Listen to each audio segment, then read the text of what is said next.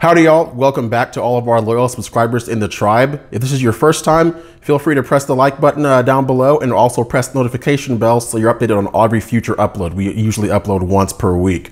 Now, without further ado, we did mention in our last episode that we would be joined by Mark Robinson. We are extremely honored and blessed to have him come on. And he is our very first episode of our new series, the Wright Brothers Roundtable, where we bring in other voices from other communities who also feel the need to speak out on their own. As we said in the last episode as well, the only way we're going to make free thought great again is by being willing to have the conversation. And we're honored to have Mark with us here today. So you know the drill. It's time to get into it. Let's go.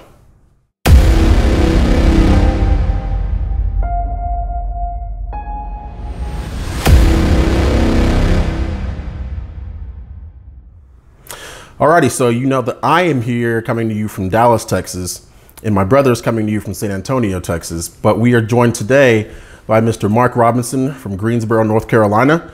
And as you may have heard in the past, back in April, Mark actually delivered an impassioned defense of the Second Amendment, which went somewhat viral. And he was just seen all over the place. And we really look up to people like Mark because he was willing to take it upon himself to speak out on what he felt was most important and to really give voice to some of the real concerns that we have as Americans who are law-abiding citizens with regard to the Second Amendment. But obviously this conversation will not just be constrained to talking about the Second Amendment. But without further ado, I want to go ahead and turn the floor over to Mark. So Mark, we thank you for having you here with us. We appreciate it very much. Give us a little more backstory about yourself, especially for viewers who may not know too much about you, so they can get more accustomed with who you are. Well, first off, thank you for inviting me on your show. It's a pleasure to be here. As you mentioned, my name's Mark Keith Robinson. That's how you can find me on social media by my entire name, Mark Keith Robinson. When this entire thing happened with the city council, I was the average, ordinary citizen for the most part. I did have quite a substantial following on social media, on Facebook, really. It was the only social media site I was doing. I had a pretty good following on Facebook, but when this whole thing happened with the city council, I was working in a factory and I was going to school. I was putting myself through school. And this city council thing came up where they were trying to cancel our gun show here in Greensboro because of the events that happened down in Florida. And you know, one thing led to another, and I ended up going down to this meeting, and I just told them exactly how I felt, you know. And it's changed my life somewhat, but it's also, for me, what's really blessed me about it is that it's inspired so many people to actually start doing the same thing and coming out and getting involved and realizing that as citizens, we have to take back our city halls, and we have to take back our state chambers, and we have to take back our capital in Washington, because we are supposed to be the masters and the politicians are supposed to be the servants. Right. Absolutely. Yes, and just to piggyback on that, Mark, and I echo my brother's sentiments, and thank you so much for coming on our humble little show here. But I actually, hearing about what you did at that city council meeting, that was part of the impetus behind Damani and I deciding that we really wanted to jump into the fray and get our voices into the discussion as well. And you bring up a great point as far as what the focus should be when it comes to government, bringing back that control to the people. We see so much of the focus being put on the federal level, on national elections. And I feel like while those are important and participation in those is always of paramount importance, that people kind of tend to lose track, especially at this point in the national election cycle, right, with midterms and everything coming up. The local elections are just as, if not much more so, impactful on our day-to-day lives than just whoever happens to be sitting in the Oval Office at this particular time. So as far as to that point and getting involved on the local level, what are some of the ways that you said you had a social media presence before the viral video? How were you making your presence felt on that grassroots level, if you will, and kind of taking some of that control back for the people, like you said? Well, first off, I want to say thank you to you and your brother. It's going to be young folks like you that are going to have to take the torch when old guys like me can't do it anymore. So it's pleasing to me to see young people stepping up and doing this. So thank you both for doing that. And like you said, local politics is the most important. California is a good example of that. You look at all the ills that's going on in California. None of them are coming from the federal level. Most of them are coming from the city and state level. Right. Those are the folks that affect you the most. And it's really disappointing how few people turn out for state and local elections, because those are the folks that are really going to make an impact on your lives. They're going to decide where your kids go to school, how high your taxes are going to be, whether or not businesses are going to come to your city and state. And it's really up to those folks to make those decisions. And we really need to be holding their feet to the fire and understanding who we're putting into office. You know, when you look at mayoral races that have a 10% turnout in the population, that's just sad. City councils sometimes have even less than that.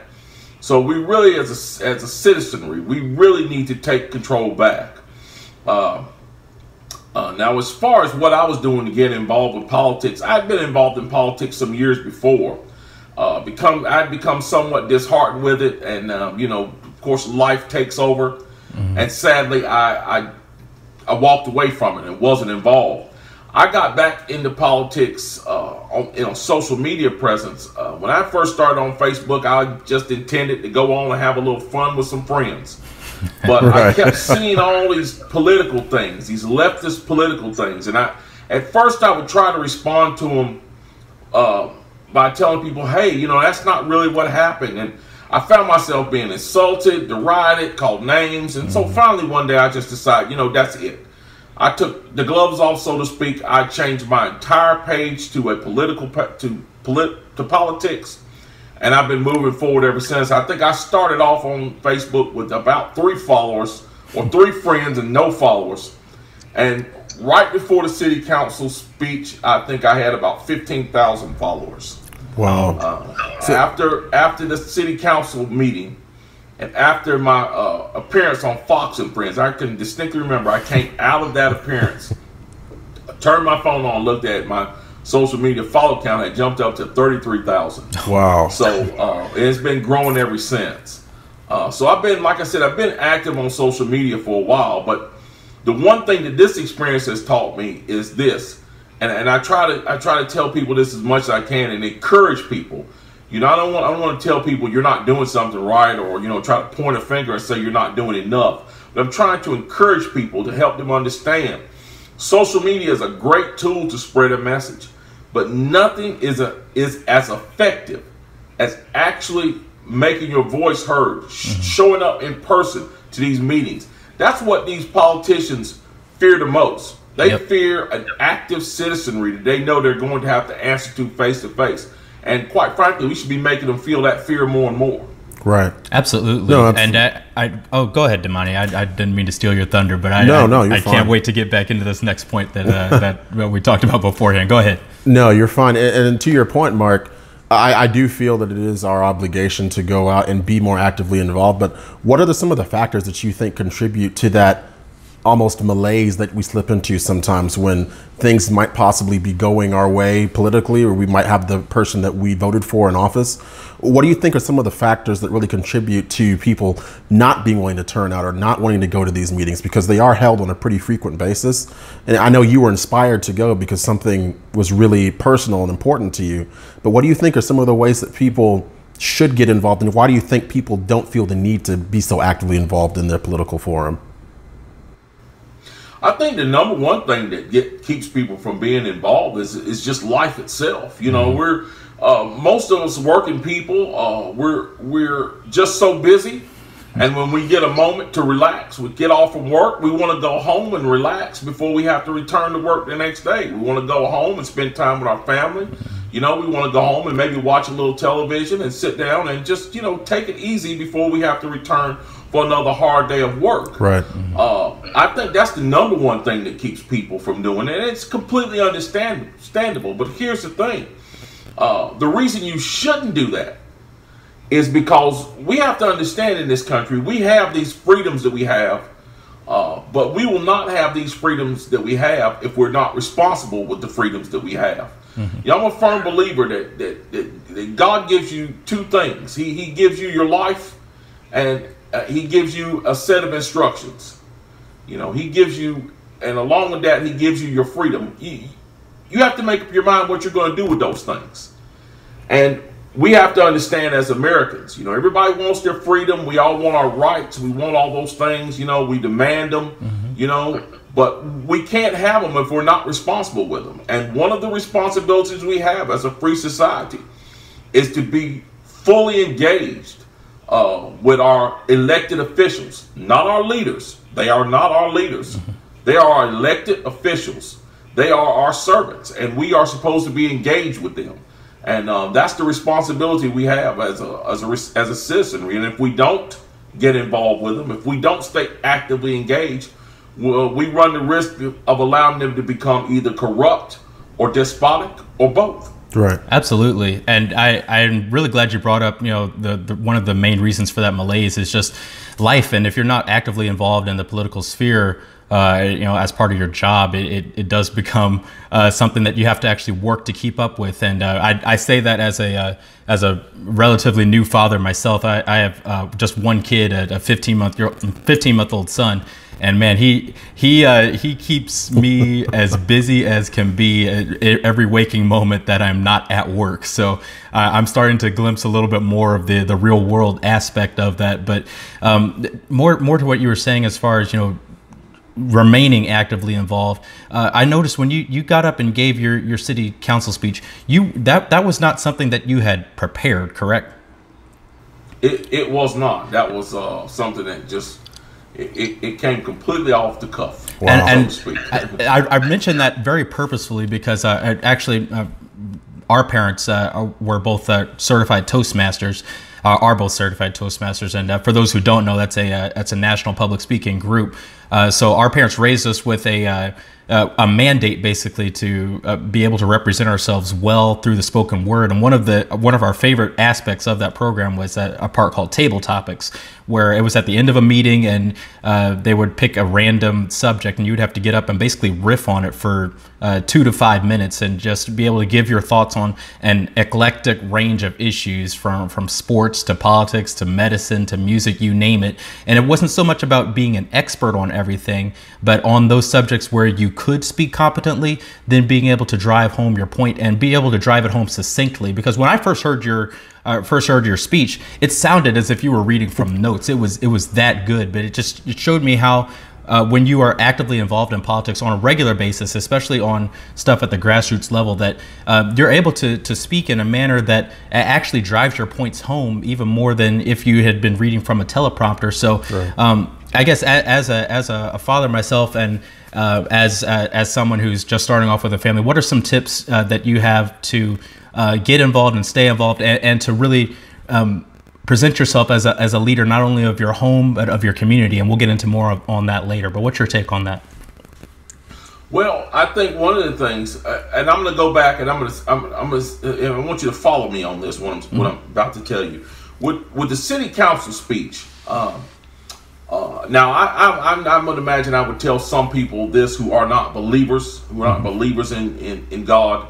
But that city council speech, I feel like that was a spiritual, as much spiritual as it was mental and physical. I really feel like God put those words into my mouth. Some people may disagree with that vehemently, but we could talk about that some other time. But that's for me. That's what I attribute it to.